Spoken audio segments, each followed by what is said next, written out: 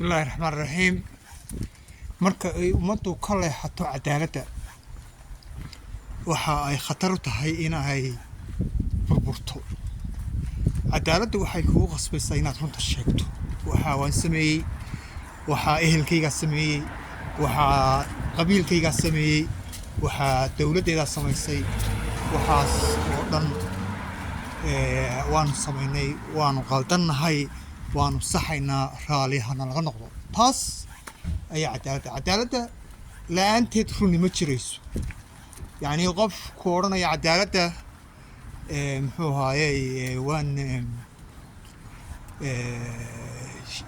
ka tagayaa, run baan sheegayaa, waa yar yahay, waa ma socoto. oo tan waxay noo cadaynaysaa sababaha uu ilaahay u leeyahay cadaaladda waa ruu istaaga, xitaa hadday naftaada ka soo horjeedo, xitaa hadday ka soo horjeedo ehelkaaga. cadaaladdu waa hooyada iyo aabbaha ama waalidkaan idhaahdo run sheegista. runtay sheegaysaa. ummadda cadaaladda ku dhaqanna way barwaaqowdaa. barwaaqo ayay ummaddaasi gashaa, waayo qof kasta wuxuu ogyahay haddii qalad lagu sameeyo in laga garbaxayo. ummadda cadaalad darrada ku dhaqanna waxa ay isku daydaa inuu midba midka kala khiyaameeyo, midba midka ka xoog badan yahay uu ka qaato, ama lacag ha haato, ama dhaqaalaha ha haato, ama wax kasta ha haatee. iminka ingiriiska oo kale cadaalad darru ku salaysan yahay 500 sano. cadaalad darradoodu yacni ma dhacayso gumaysi baan noqonayaa, cadaaladna waan ka shaqaynaya ma jirto. maanta dariiq kasta oo raashin ama dhar lagu iibinayo intaasoo kamaradood baa ku xiran. shaqaaluhu ma aaminaan qofka ay u shaqaynayaan, shirkadda u shaqaynayaan. shirkadduna ma aaminto muxuu ahaayey dadka u shaqaynaya, waayo cadaalad darro ayay habkoo dhan ku dhisan yihiin. hab sii raagayana maaha. cadaalad darro wax ku dhisan ma sii raagaan, wuu burburaa. wax kasta oon cadaalad darrada ku salaysnayn, wax kasta oo cadaalad aan ku salaysnayn way burburtaa, ma sii raagto.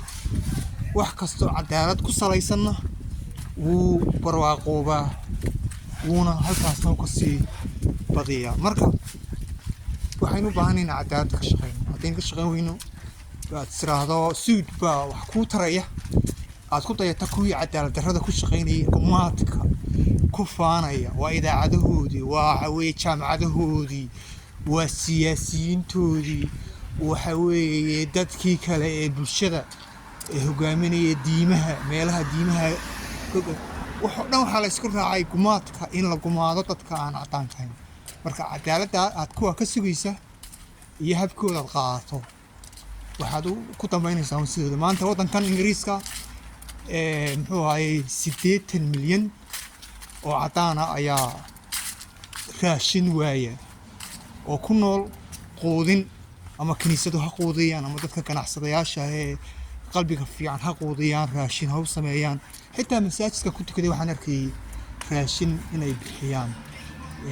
telefoon baa ku yaalay raashinka ka. marka waxaasna waa cadaalad darrada. maalin ka dambaysana uu ka sii darayaa. marka bugaagteeda la soco. soomaalida sidaad ha dhowtoolayaan maskaxda lagaaga faa'iidaysan, muxuu ahaayey aad noqoto qof caqli leh, wax la socda adduunka, aanad eegan aflaanta ingiriiska ee London inta yare taajiriintu degan yihiin lagaaga soo sawiro, aan lagu soo sawiran xaqiiqada waddanka. waddan kastoo cadaalad darro ku salaysan xaqiiqada uu ka fog yahay. marka bugaagteeda la soco. bugaagteedu waxay eegayaan dhaqanka ingiriiska inuu cadaalad darro ku salaysan yahay 500 sano ugu dambeeyay, aanu midna ahayn mid sii gaadhaya. ha eeganin waxaa dhaleecaadka iyo suulka iyo kamarada iyo waxaa ha eeganin. xaqiiqadu way ka fogtay waxaad ogtay.